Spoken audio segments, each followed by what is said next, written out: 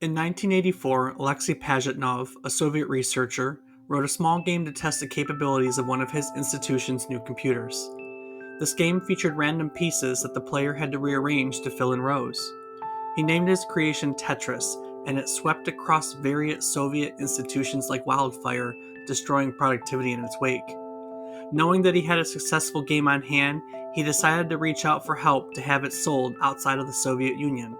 But in doing so, he started a decade-long saga that would result in Tetris selling millions of copies across the globe without Pajitnov ever seeing a single cent. Today we're going to be looking more into the weird history of Tetris, talk about the game itself, and look at some of the various versions of it that have been released throughout the years. So stick around and join us as we put all the pieces together on today's trip down memory card lane.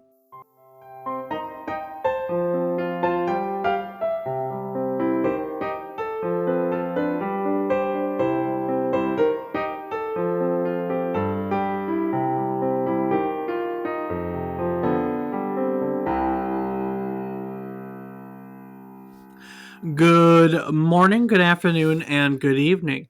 I hope these words find you well. Hello and welcome to the 93rd episode of our video game nostalgia podcast, A Trip Down Memory Card Lane. Each week, we tell you a story about one game relevant to the current week in gaming history.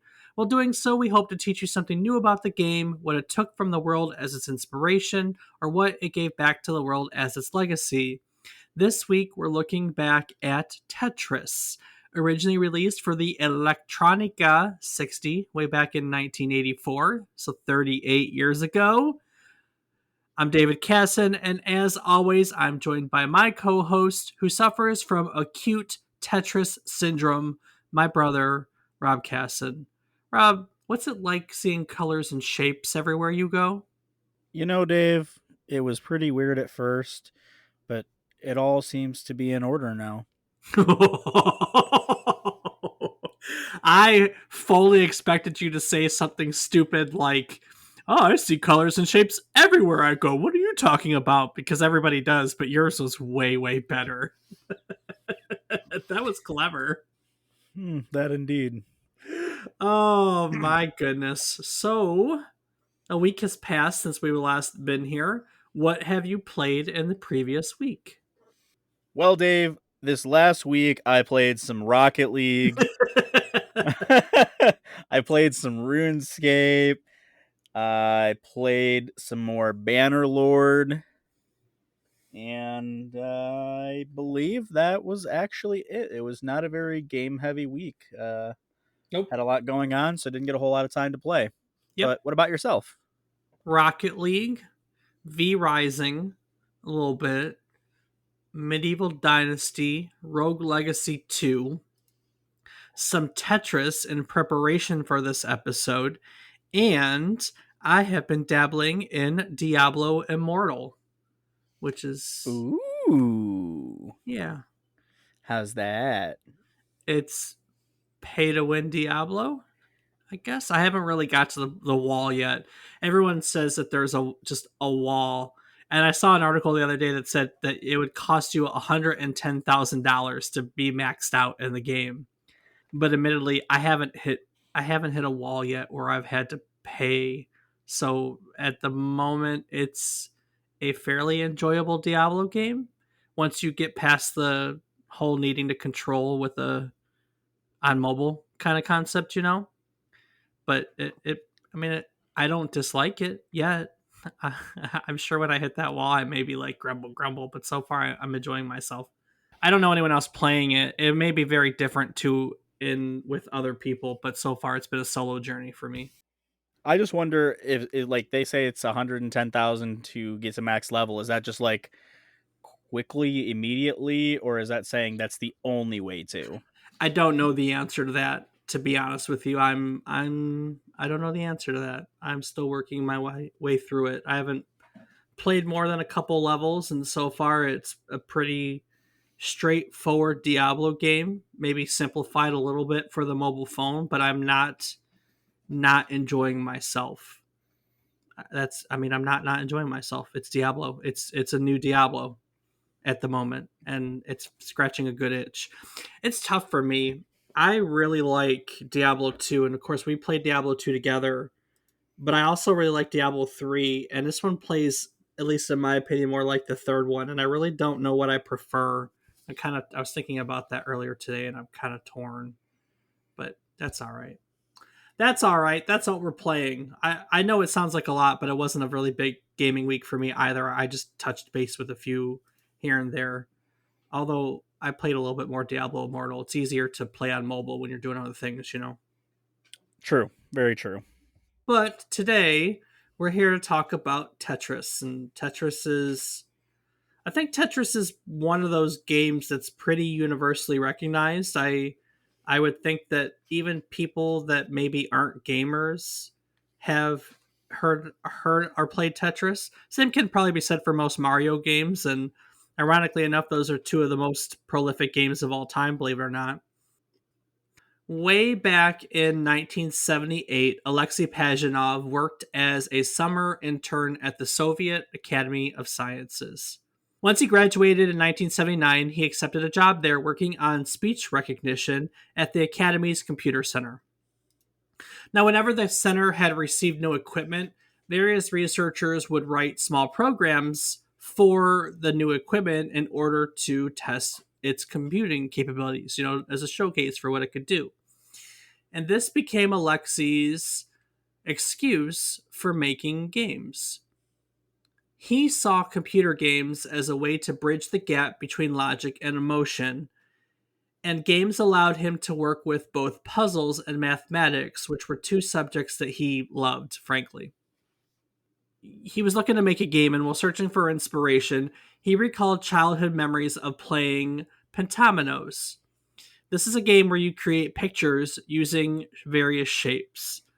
In his mind, Alexei imagined a game consisting of random pieces, pentamenos, that the player would turn to fill in rows. Now, the word pentamino is derived from the Greek word for five and domino, and is basically a polygon made up of five equal sized squares connected edge to edge. Now, with five equal squares, there are 12 different unique shapes that can be made this way.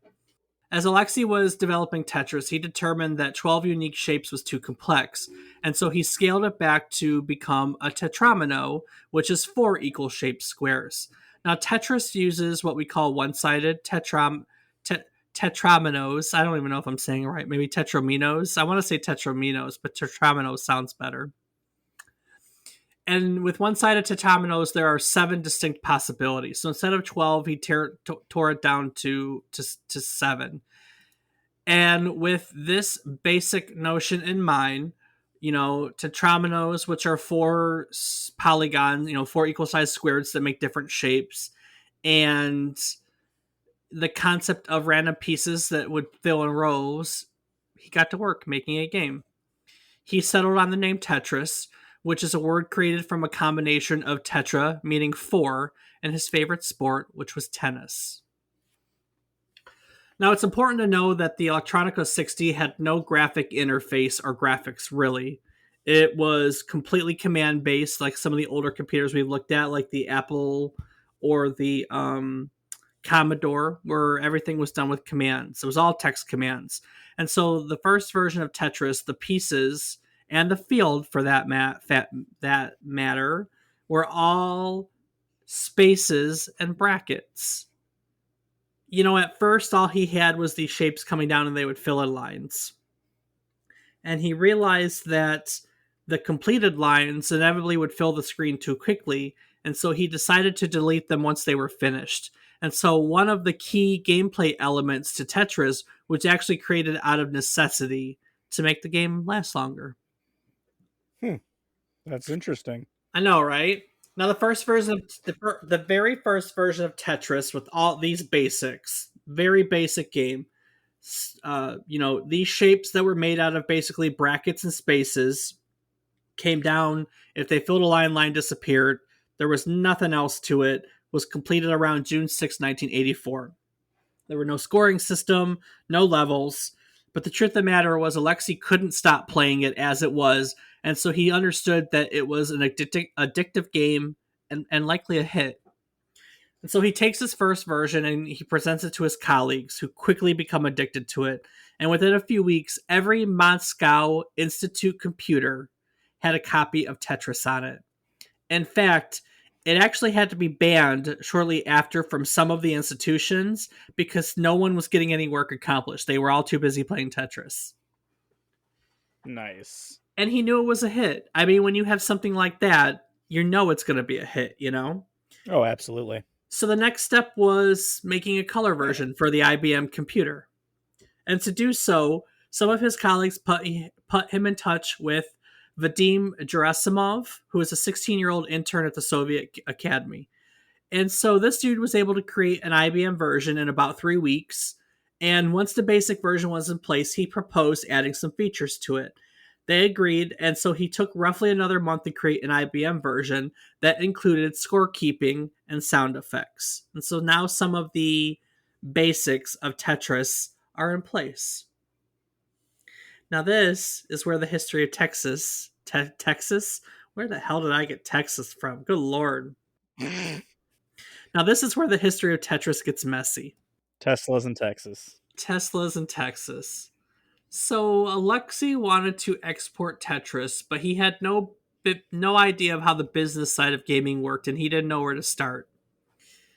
Furthermore, his superiors at the academy were not happy with the game's success because he was a researcher, supposed to be doing researchy things, whatever those were. And even worse, this is the Soviet Union in 1984. Intellectual property didn't exist. Everything was owned by the Soviet Union. That's the concept of communism. And so Soviet researchers couldn't sell anything that they created. So Alexei goes to his supervisor, who kind of knows life outside the Soviet Union, and he asks for help publishing Tetris. In fact, more so what he did is he offered to transfer his rights of Tetris to the Academy. So in 1986, Victor Bravin, Alexei's supervisor, sent a copy of Tetris to Hungarian game publisher Novatrade. From there, copies of the game began circulating throughout Hungary and Poland. Now, during a visit to Hungary, Robert Stein, who was an international software salesman, stumbled across it, and he immediately recognized its potential as a hit game. And so he reached out to the Academy, and he got nothing. So then he decides to reach out to Alexei and Bravin himself by fax to obtain the licensing rights. The researchers, in return, indicated interest in forming an agreement, but they were unaware that in the Western world, a fax communication like this could be considered a legal contract. And so once he had the agreement, Stein began to approach other companies to produce the game internationally. And so at the 1987 Consumer Electronics Show, a copy of Tetris was distributed, but various companies were very skeptical of its Soviet origins and wanted to do nothing with it. For instance, Broderbund thought it was a good game, but they said, we can't do anything with anything made in the USSR. Remember, this is like height of the Cold War, when Russia and the United States were basically at odds with one another. Not that it's any better nowadays, but back then was definitely the case, to where nobody in the United States trusted anything that came out of Russia. It's funny how history repeats itself. Just a little bit there, Dave. So ultimately, Robert Stein was able to sign 2 agreements. European rights were purchased by Mirrorsoft, and American rights went to Spectrum Holobyte.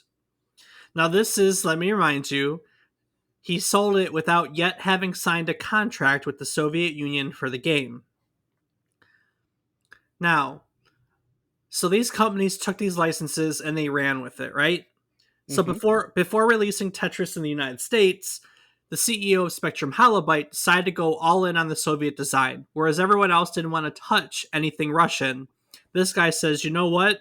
We're gonna showcase the Russian aspect of this." And so he asked for an overhaul of the game's graphics and music.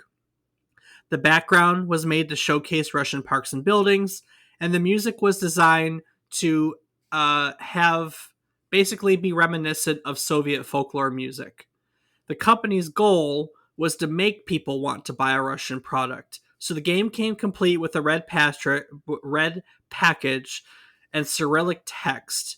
Now again, this was really rare to see during the Cold War while the Berlin Wall was still up, you know? Right. So Microsoft releases their version in November of 1987, and Spectrum Holobyte releases theirs in January of 1988. And admittedly, it was a commercial success on both accounts. In the course of a year, for example, Spectrum Holobyte sold over 100,000 copies, which is pretty darn good numbers for 1980s. Wow. But there was a problem. What was The, that, on- Dave? the only document that Stein had showing any rights to the game was a fax from the researchers, meaning that Stein technically sold a license to a game he didn't own. Oh no. I know, right? So he reached back out to them and he asked for a contract to the rights. He began negotiations the same way, by fax, offering them 75% of the revenue generated that he had already generated through the license and was going to generate for that matter. However, if you'll recall, right at the top, wasn't that long ago, maybe you have the memory of Goldfish, I don't know. There were no intellectual property rights in the USSR, and all computer software that was imported and exported through the country was done through a government entity called ELORG, which meant that in order to get this like officially out of this country, they were going to have to go through ELORG. Now, ELORG took the ball and came out of the gate serious, demanding 80% of all revenues, and so talk got serious. So Stein ends up flying over to Russia, goes to Moscow, ends up visiting with ELORG representatives on several occasions, and eventually came to an agreement in which he signed a 10-year worldwide contract license on Tetris for all current and future computer systems. Now, through these negotiations, Alexei and his supervisor were surprised to find out that the game was already on sale and that Stein had claimed to own the rights prior to the agreement. Because of how it went down to this point, there would be no money that they would receive from any of those sales. And when Alexei found this out, he was quoted as saying that he was just happy that so many people were enjoying his game. So, very humble person. Yeah, I would definitely say so with that. But wait, it gets even worse. What? So in 1988, now remember, Stein made this agreement here, right? And got a 10-year license. But prior to that, he had sold all these licenses, and all those license agreements were still floating out there. So in 1988, Spectrum Holobyte sells their Japanese rights to computer games and arcade machines to Hank Rogers of Bulletproof Games. Coincidentally, Mirrorsoft sells its Japanese rights to Atari Games subsidiary Tengen, who we've talked about before in a previous episode, which in turn sold the Japanese arcade rights to Sega and the console rights to a company called BPS, who was slated to publish versions for Japanese computers, which included the Nintendo Family Computer or the Famicom, which basically is the Japanese Nintendo Entertainment System, Japanese NES. So at this point, there were roughly about a dozen companies that all believed they held the rights to Tetris, while it was in fact Stein who basically retained the rights for home computer versions. And it's really crazy because when you think about it, everyone that was involved in the Soviet Union here had no idea of all these deals that Stein had negotiating. And one fact is certain: it's that nobody was receiving any money for any of this stuff. I mean, the licensing, no, the licenses were sold. You know what I mean? Right. So everyone was making money except for the creators of Tetris, basically. Seems to be what they were more about the game than the money, though. Very true. And the game was a success. Let's be honest; it was a very good game. Game was incredibly successful. It was selling copies hand over foot. So in 1988, when Nintendo was preparing to launch its first handheld system, which was the Game Boy, it it showed interest in securing Tetris as one of the games. Now Hank Rogers, who had bought the Japanese rights from Spectrum Holobyte, was a close friend. I don't know about close, but was a friend of Nintendo president Hiroshi Yamauchi. And so Yamauchi went to Rogers about getting handheld rights for the Game Boy. So Rogers goes back to Atari, who has Mirrorsoft rights, if you'll recall, and he basically wanted to negotiate for handheld rights, but has no luck doing so. So he goes to Stein, finds out that Stein has rights. He goes back to Stein. Stein agrees to sign a contract, but explains that he has to consult with Elorg first, and then just ghosts him.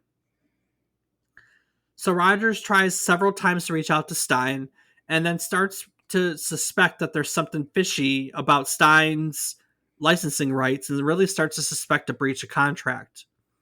So he decides to go right to the source, and in February of 1989, he flies to Moscow. He drops by the Elorg offices uninvited. Uninvited. Yeah, he, that. dro- he drops by the Elorg offices uninvited. Coincidentally, he drops by on the same day that Stein and a manager from Mirrorsoft have made an appointment at the offices as well. So all three of them and the Elorg representatives end up at this meeting. And during these discussions, Hank Rogers just explains that he wants to secure the rights for the Game Boy. So they sit down with the president of Elorg and hash something out. Rogers and the president come to an agreement. And then Rogers whips out a Tetris Nintendo cartridge. And the president is floored. He's beside himself. He believed that through the previous deal with Stein, that he had only signed the rights away for Tetris as it pertained to computer systems. Immediately, Rogers is accused of illegal publication, but he defends himself by explaining that he had obtained the rights via Atari Games, which had itself signed an agreement with Stein previously. And so this web of all these licensing agreements begins to unravel, basically, and they slowly came to the realization of how convoluted the licensing agreements of Tetris really were because of all these backhanded deals that Stein agreed to sign right in the beginning of all things. So to its credit, Elorg drafted up a plan to regain possession of the rights and obtain better commercial agreements. Now, while this was all happening, Hank Rogers actually befriends Alexei Pajitnov, the creator. They become friends over a game of Go. And as a result, Rogers would get the full support of the Tetris' creator, to have and license the game, which admittedly was frustrating for all other parties. What inevitably happened was that Elorg suggested that Stein's right be canceled and that Nintendo be granted the game rights for both the home and handheld console market. So Rogers flies back to America to convince Nintendo of America to sign up for the rights now that that was suggested. And he signs a contract with the Nintendo of America president, Arakawa. The contract was signed for $500,000 plus 50 cents a cartridge. Once this contract was signed, an updated contract was sent to Stein himself. One of the clauses in it actually defined a computer as a machine with a screen and a keyboard. Now, Stein signed the contract without paying too much attention to this specific clause and only later realized his mistake. Now, once this was done in March of 1989, Nintendo sends Atari a cease and desist on its production of the NES version of Tetris. So Atari reaches out to Mirrorsoft, who assured them that they still retained the rights that they were sold, and we go in the circle again. Nintendo holds its stance. Atari says, "Hey, we have the licensing." Mirrorsoft says, "Hey, we have the licensing," and away we go. At this point, the Mirrorsoft president actually reaches out to the leader of the Soviet Union, Mikhail Gorbachev, to cancel the contract. He petitions him, "Hey, help me cancel the contract between Elorg and Nintendo." However, the Nintendo contract was way more lucrative than any of the other contracts that were signed until that point, and so Elorg was smart. They refused to give in, right? Always got to go where the money is. Yeah, that's a smart thing to do. Usually it's a smart thing to do. And so it was that on June 15th, 1989, Nintendo and Atari found themselves in a legal battle fought in the courts of San Francisco. Atari Games was arguing that the Nintendo Entertainment System was a computer, as indicated by its Japanese name, the Famicom, which was an abbreviation of Family Computer. Their whole central argument was that the Famicom was designed to convert into a computer via its extension cord.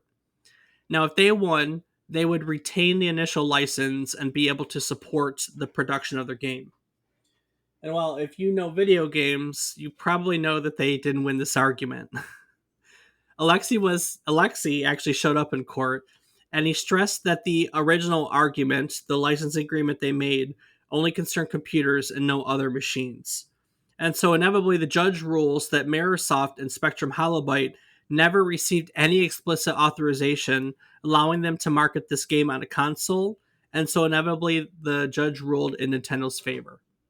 The next day, Atari withdraws its NES version from sale, while thousands of unsold copies remain in its warehouse. Also, aside from this version, Sega had planned to release a Genesis version in April, which was all in the middle of this mess, but decided to cancel its release ahead of time. Luckily, they only made about 10 copies of it before they decided, we can see where this is going. The writing's on the wall, you know? That's just one giant mess all around. For such a simple game, I had no idea it was such a complex backstory. Yeah, it's one of the best examples that we have of a licensing fiasco. And I mean, to be fair, it has a lot to do with the fact that it was created in the Soviet Union, and they didn't have intellectual property rights. And then when the Soviet Union dissolved, every I'd say things got convoluted, but they didn't, because Elorg became a private company that kept the rights for the all the licensing and time periods. We'll get to that in a moment. Now, throughout all this, Pajitnov, the creator, gained some reputation here in the West. As he traveled to America for his legal battle, he was invited places by journalists and publishers, and he began to really fully understand how popular and impactful his games were, and that he basically they sold millions of copies of it without him making a cent. And even at this point, he remained very humble and proud of the game, and he called himself an electronic ambassador of benevolence. In January of 1990, Alexei was invited by Spectrum Holobyte to the Consumer Electronics Show, and it was really here that he was fully immersed in American life for the first time. After CES, he began to more fully explore American culture, and he engaged in interviews with several hosts, including the directors of Nintendo. He loved the freedom and advantages of Western society, and every time he returned back to the Soviet Union, he would speak fondly of his time outside of the USSR, to his colleagues. And so it really came in as no surprise to them that in 1991, Alexei emigrated to the United States. He moved to Seattle and he began to produce games for Spectrum Holobyte. 5 years later, in April of 1996, as agreed with the Academy 10 years prior, the rights to Tetris reverted back to him. And so in June of 1996, he and Hank Rogers, his friend that had kind of helped him into this mess or through this mess, depending on how you look at it, they collectively founded the Tetris Company to manage the rights on all platforms. All previous agreements had now expired, and the Tetris Company became the exclusive licensee of the Tetris brand. Now, when the Tetris Company was founded, because of the way the licensing fell at the time, like I said, Elorg was still around, and they maintained about 50% of the licensing rights and 50% of this company, while he and Hank owned the other 50% of the rights. And so here in June of 1996, when the Tetris Company was founded, 12 years after the game was originally created, Alexei Pajitnov found himself for the first time in a position to profit from the creation of his own hit game. Wow. Yeah. Isn't that crazy? That is just way more insanity than ever imagined with this game. I know, it's just Tetris. Yeah, no, seriously. It's just Tetris. So there's a little bit more to it. In 2002, they were able to buy Elorg out of the company, buy all the remaining rights from Elorg, and they put all these rights into a company created for Alexei called Tetris Holding, and that company now owns Tetris rights worldwide. So Tetris Holding owns Tetris rights and is owned by Alexei, and the exclusive licensee of Tetris games that are owned by Tetris Holding is still the Tetris Company, which is half owned by Tetris Holding and half owned by Hank Rogers' company, Blue Planet Software. So Hank and Alexei now each own half of. It's kind of weird. So they own half of Tetris, the Tetris Company, which is the licensee, but the rights to Tetris itself are owned by Tetris Holding, which is Alexei's company in itself. So technically, Tetris is his, but they run a company that is the only way you can license the game, if that makes sense. It kind of came together like Pokemon did, I guess, or not. I don't know. It's funny because now when I think of Tetris Company, I think of the Pokemon Company, which is the company that licenses all Pokemon stuff, you know? Yeah, but I don't think quite as successful. As the Pokemon Company? Yeah. We'll get to that in a second. I get to that in a second. Now, aside from licensing out the Tetris Company, or the Tetris Company licensing out the games, pretty much most of what they do that I found is protect their intellectual property by removing unlicensed clones from various markets. Now, there's something really cool about the Tetris Company. I couldn't find it. I looked, but apparently, in order to license Tetris, there's this whole bit of standards that you have to abide by, like what the blocks are and how they turn and interact, and what the way the buttons in the game are the way the buttons are in the game. Like there's this whole set of guidelines that you have to abide by if you license from the Tetris Company, which is, I don't know, kind of cool actually. Yeah, So no, that is actually. now, real quick before we move on to reviews and then talk a little bit more about Tetris. If you've never played Tetris before, why, why? Maybe you've never played a video game. Maybe. I still think if someone, Rob, do you think if someone's never played a video game that they still might know what Tetris is? I would imagine that at least knowing what it is, unless I guess if they were older, they may not. If they weren't around people that played games and had no reason to be. But as younger people who grew up around games, I'd be hard pressed to not to believe that all of them have never even heard of it at the very least. Mm. I mean, there's not much to Tetris if you don't know, coincidentally. It's a puzzle game where you fill in lines on a board by moving different shaped playing pieces into place. Once you complete a line, it disappears and you get points. And as the game goes on, the lines get faster, making it harder to create lines. And you keep playing until the entire playing field becomes full, or rather, a block fills the top, hits the top, like a line at the top of the playing field. That's it, right? That's it. There's got to be more, Dave. I mean, other people have tried other like gameplay features, but that's the core of the game. Um, some versions have multiplayer where the goal is just to last longer than your opponent, but I mean, we can talk about variations on it, which I will when we talk about its legacy. Before we get on to what else Tetris has done and talk about the legacy part, this is the part where we look at reviews. Were you able to find reviews for Tetris? Yeah, I think we found some, Dave. Yeah. Surprisingly. Yeah. Okay. Well, take Um, it away. as we frequently talk about, it's hard to find reviews from the 80s. With that being said, Tetris is a classic, and its core gameplay loop hasn't changed over the years. So we managed to pull some reviews from different versions throughout the years. Okay.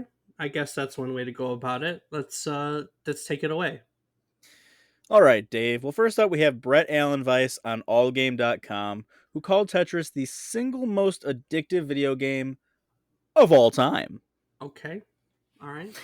He writes that Tetris for the Nintendo Entertainment System loses nothing in the translation from the PC. It's a fun game with crisp, accurate controls. The music is cheerful without being corny, and it flows smoothly with the gameplay. While a handful of gamers claim that Tetris is boring because you don't kill anyone, most people love this game. Tetris, by design, has simple, although elegant, graphics. Some may see this lack of graphic sophistication as a problem, but with Tetris, it doesn't matter. You'll be having so much fun, you won't notice. It's kind of true.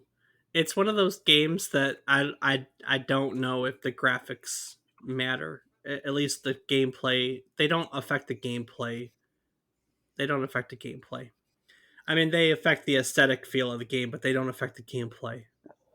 I don't know, Dave. I feel like the graphics can totally affect the gameplay because if I can't tell what shape I'm looking at, Well, I mm-mm. okay, I guess there's that. Okay, all right, move it along.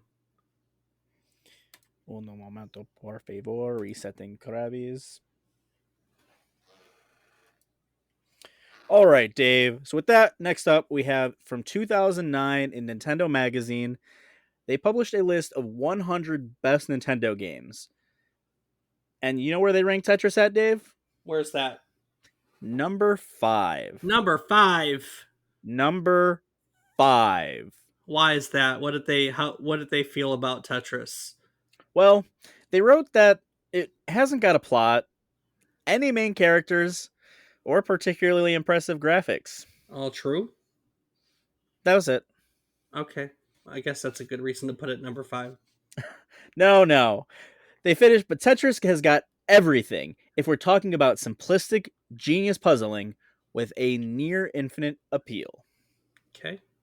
Tetris ranks alongside games like Space Invaders, Pac Man, and of course, Super Mario Bros. As one of the most instantly recognizable, iconic titles ever released. In particular, that theme music. If you can't hum it to yourself, you really need to boot it up again and have a listen. It even randomly inspired a release as a proper track, taking the form of a terrible Euro pop cover version, masterminded by Andrew Lloyd Webber, believe it or not. I believe it. Yeah, it's not that unbelievable. So while there have been many different versions of what's basically the same game, it was the original Game Boy version that properly kickstarted the Tetris craze. And though you may raise an eyebrow at how high Tetris has been placed, we don't think anyone can argue that it's anything other than a brilliantly intuitive, addictive, and accessible game. Like the effect Super Mario Bros. Had on the NES, Tetris was the game that made the Game Boy brand a true gaming giant. And it still shares that timeless pick up and play feel that seems to be a common theme among all of our top 5 selections. And because of that, Tetris also subtly indicated the direction in which the video games industry would eventually turn as one of the first titles to truly attract a huge mass market fan base. Wonder what do you think they mean by subtly indicated the direction, like simplicity wise? Ah, maybe designing a game that wasn't focused just towards dudes Yeah, maybe. That's and, fair. you know, because it was really for anyone and it wasn't marketed one way or the other. It was just, hey, here's a game, play it, and everyone's like, oh my god, this game's great. Can you hum the theme song to Tetris without being prompted? I probably could, Dave. I'm not going to at the moment though. Hmm. I was just thinking about it. The version of Tetris I've been playing all week doesn't have it. Yeah, you got it. Yeah, you I got know it. I did. Like I said, I'm not gonna hum it, but I know it. I was thinking that the version of Tetris that I've been playing, the modern version, doesn't have that theme in it. Like the mode I was playing doesn't have that theme in it, but it's still they're right. It's still there. It hasn't gone anywhere. I can hear it. I can hear it It's forever etched into your memory. forever etched into the memory. I had the Game Boy version. The Game Boy version ended up being a release. It was released with the Game Boy. So if you had a Game Boy, you had Tetris, and I played more than my share of Tetris on the Game Boy. So Yeah, I can say the same. I'm yep, pretty sure I got your copy of Tetris. I'm pretty sure you did. Yeah, I played the hell out of that. I don't even know where my Game Boy is. I ended up buying a new one like years and years and years later from a friend, and I have it again. So Nice, nice, nice. nice. Well, Dave, that's really all that we have for critic reviews. Okay. So next, we're going to move on to who we really care to hear about: the gamers. Yes, the gamers. The gamers. So first up, we have Ma on Moby Games, who calls it one of the best things to come out of the Soviet Russia. Tetris is a simple yet insanely addictive puzzle game. Bricks fall down from the top of the screen, and you have to shift and rotate them so they land in unbroken horizontal lines. Every time you make a line, it gets removed and you get more playing space. You lose if your bricks pile up to the top of the screen. Tetris is a unique combination of logic, pattern recognition, and reflexes. It's a game anyone can play and enjoy. Tetris was and still is a cultural phenomenon. The music was originally a Russian folk song, but does anyone recognize it? Recognize it as that? Hell no. It's the theme from Tetris. That's true. Yeah, I didn't know it was a Russian folk song. It's just Tetris. The little electronic blips the game makes when you rotate a piece have burned themselves forever into your memory. I've had dreams about playing Tetris. What makes Tetris so special? Personally, I think it's like a jigsaw puzzle. It taps into the innate housekeeper part in all of us that wants to turn chaos into order. Some psychologists even draw Freudian comparisons to the game, although maybe that's taking things too far. The game's low memory and graphical requirements mean that it has been ported to virtually everything with an LED screen, including calculators and wristwatches and keychains. Tetris is the most ported game in history. Nothing else even comes close. I don't know. It's true, actually. It's true. I mean, I'm waiting for the day that I can play Tetris on my toaster. Okay. Cool. Anyway, Dave, I'm not going to get my Tetris toast. We'll move on to our next speaker, who Tetris is toast. Cartanum from Moby Games, who says that they've played a lot of puzzle games over the years. So many, in fact, they can instantly tell when a developer has simply said, look, why don't we just copy Tetris instead? And more often than not, they do. Over 50% of console puzzles games can be classified like Tetris with more stuff. In most cases, sequels can be bigger, badder, and bolder in style than its original.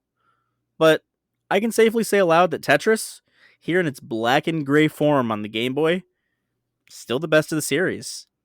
Hands down, without a doubt, no question. Okay, maybe I'm going overboard, but I'm not completely wrong. When you have one of the first games, if not the first game, to be released on the chunky handheld and still be this addictive, has got to say something about how good it really was. But it was so simple in design, and perhaps that was its key. It was. It was a simple, good game.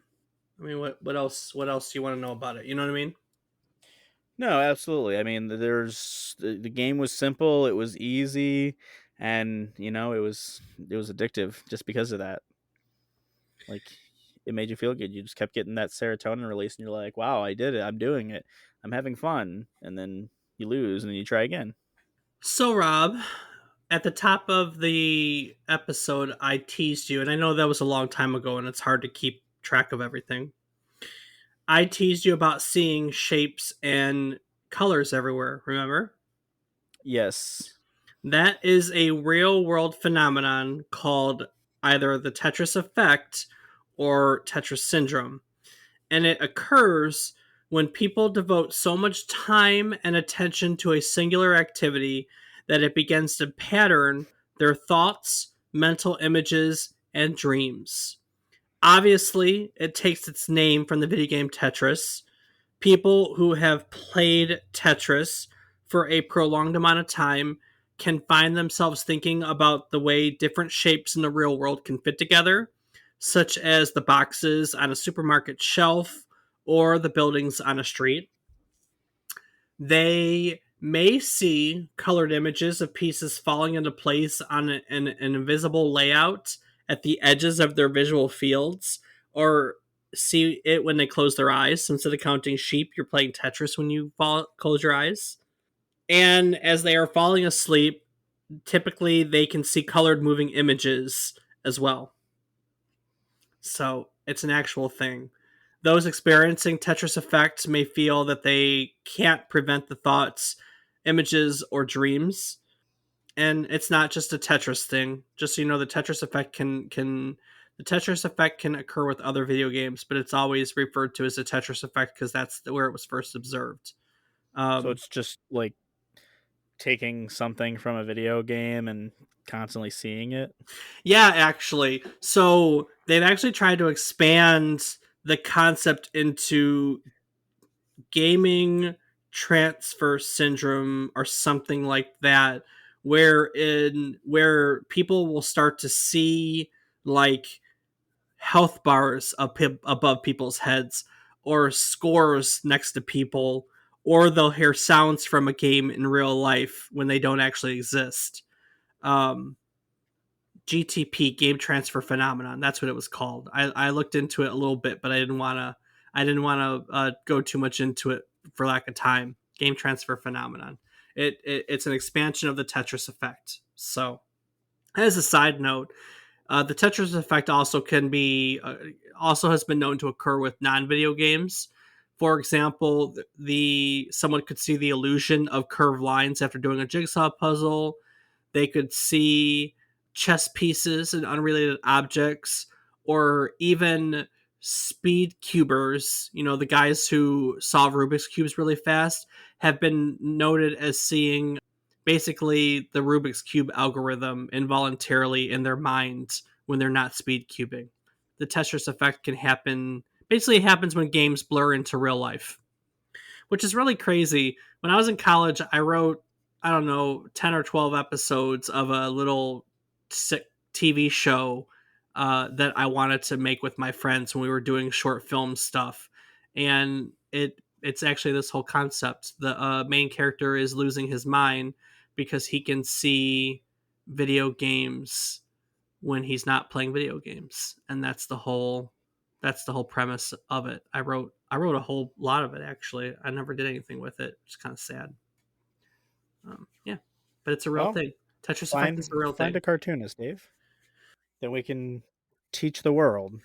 I hadn't planned on it being a cartoon. It was actually going to be live action with special effects because it was going to be live version with special effects.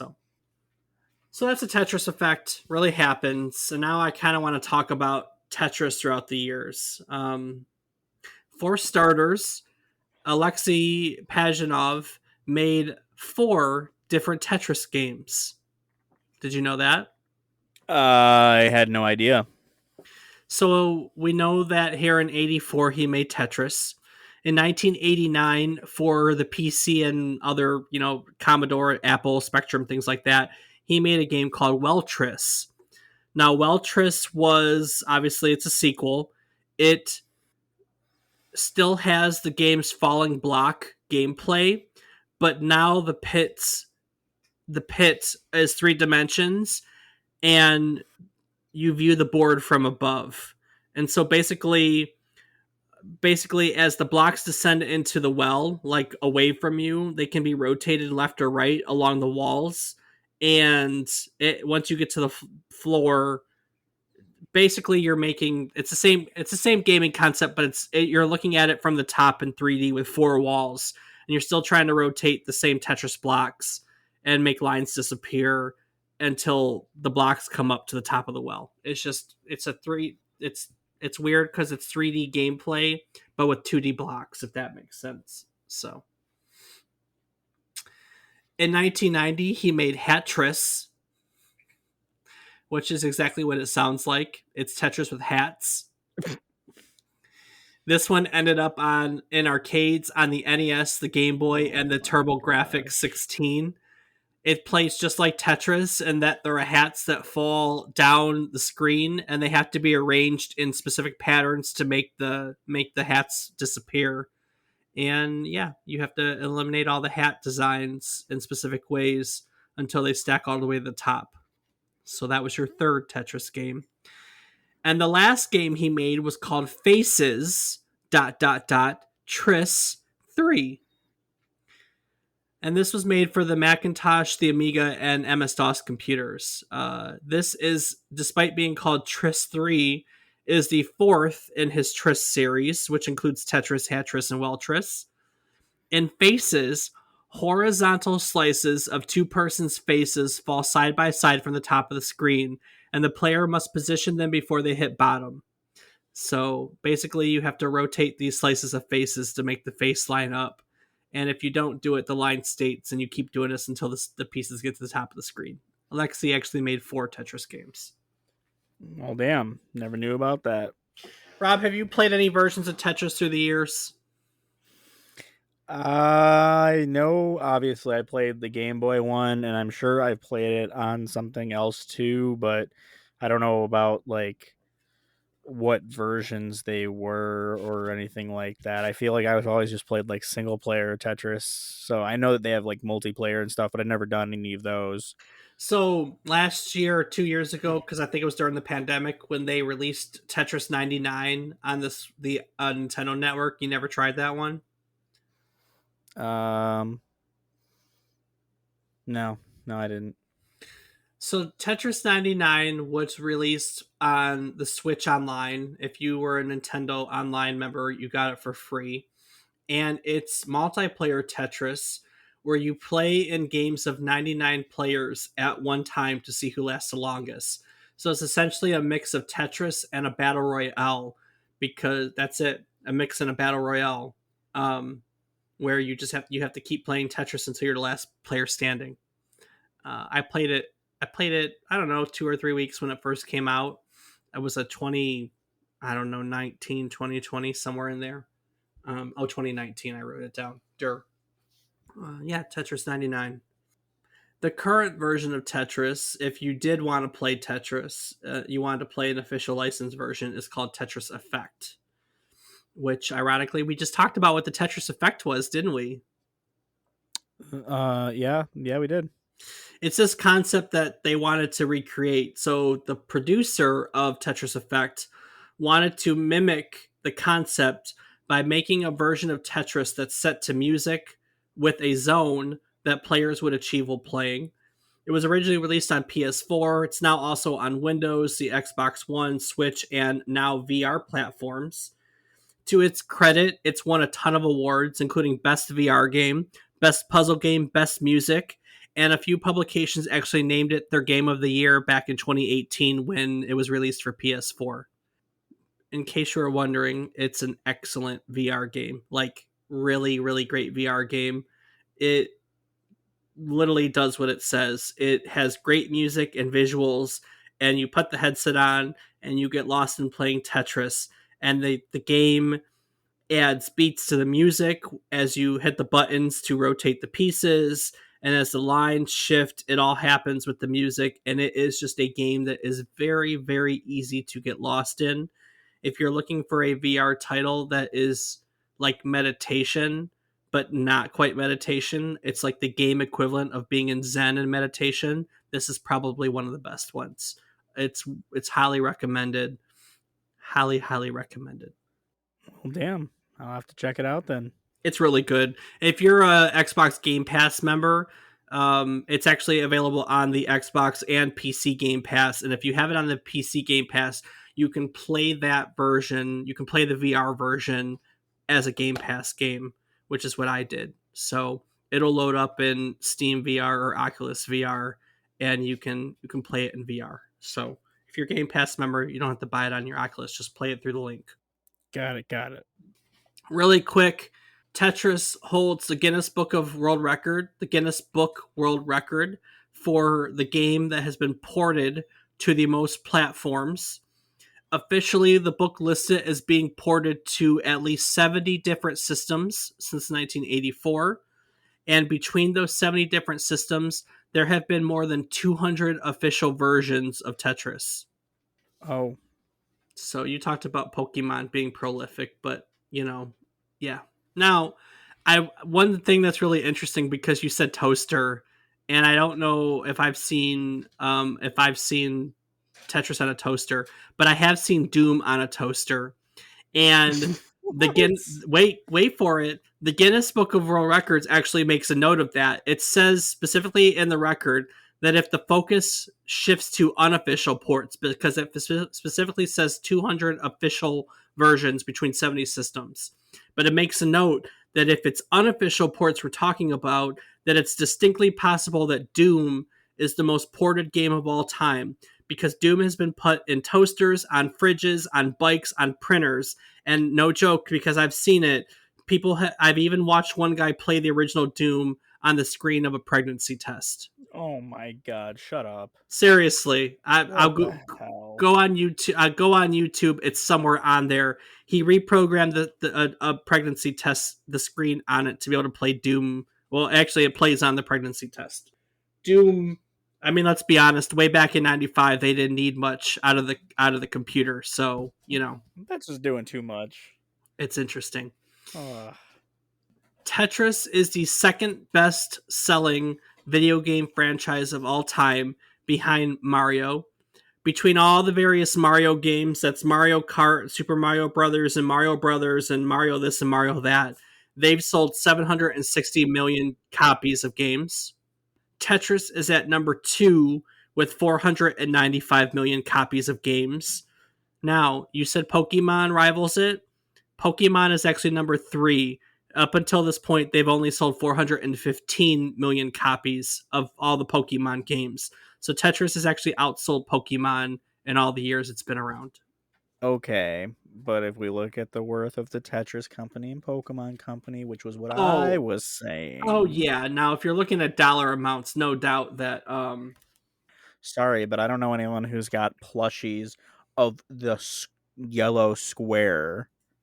it's true. You're right. Actually, I'm sure there are people who do. That's not that. I guarantee there's going to be some people out there, and they're going to rage at Rob. You think so? No, probably not. I don't even think that Tetris makes a blip on the profitability, because of they don't really license or do stuff like that. No doubt that just about every other series on the face of the earth is going to have outdone Tetris in terms of the money aspect. I don't know about ET. I don't know about ET either. Hold on, I gotta save a cat. All right, Salem. So yeah, Tetris has sold a bajillion copies, and good for it. That's Tetris. Tetris is it was not it was not a straightforward path by any stretch of the imagination. In fact, Tetris has a kind of a convoluted history. But through all that, Alexei, its creator, was very humble and just very proud of what he created and that so many people were enjoying it. And then at some point, he was able to actually profit off of it. And now he's probably doing pretty well for himself. So there you go. That's good. So we talked about Pokemon, we talked about Mario. We've actually talked about a lot of franchises in the past. If you wanted to learn more about those franchises, for example, if you wanted to learn about Pokemon and just how stupid rich the Pokemon Company is, we talked about that on our Pokemon episode. And you can find that Pokemon episode by going to our website at www.memorycardlane.com. Also, on our website, you can find a calendar for all of our upcoming episodes. If you'd like to send us an email, or on our website, there's a little submission form where you could submit your memories, links, stuff like that. And that calendar has been updated and now does go through the end of the year. I took the time to put the calendar up. So now we're covered for the rest of the year. You can also find our biographies. You can find for each episode a list of all my sources, and links when we talk about various things. If you want to do some research for yourself and learn more about these games, you can find a link to our social media. I'm in various platforms as David is wrong. Rob, hit us with your social media tag. I can be found on twitch.tv/FATBOIRIPZ. RIPZ, Fatboy Rips. Indeed, yes.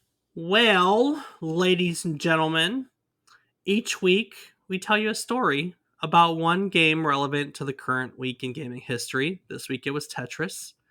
While doing so, we hope to teach you something new about, in this case, Tetris, what it took from the world as its inspiration, in this case, Pentominoes, or what it gave back to the world as its legacy, in that the most popular game of all time. While creating these stories, we have to admit that we learn things too. I always am a firm believer that when you teach, you learn. And so, as part of acknowledging that, we like to go around and talk about our biggest takeaways for each week. So, Rob, what did you learn today? I learned that there was a freaking nightmare of a backstory behind Tetris, which is such a fun and pleasant game, but it's such a dark and terrible and horrid backstory of licensing nightmares And and now, well, tears and blood and sweat. it's so kind of crazy because I'll be honest. I'm just going to come out and say I had no idea either. I mean, again, when when I pick these games, you and I look at a calendar and we go, okay, so for this week, we do it at the beginning of the year, right? Every year, when we get towards, let's say, the end of each year, we look ahead to the next year. We pull up a calendar and we go, okay, so what game came out on this week that we can talk about? What game came out in this week we can talk about? And some weeks that works out really well, and other weeks it's really hard to dig out a story out of a game. And admittedly, when we looked at a calendar and we just picked Tetris, I wasn't expecting much because it's Tetris. Like, it's Tetris.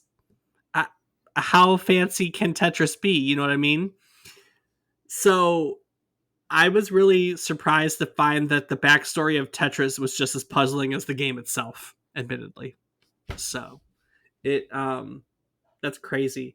What's even more interesting to me is when you think about it, by the time it really cemented itself here, I would say that, yeah, it sold a lot of copies prior to that, but the Game Boy copy, when Nintendo brought it over here, that was for a lot of people like the introduction, like when it really picked up steam, right? By that time, most of that was mostly resolved, I guess you could say. Now it was still later that that Alexi got rights to the game, but by the time the Game Boy version came out, they had really started to solve the problem of this wicked web of licensing. You know what I mean?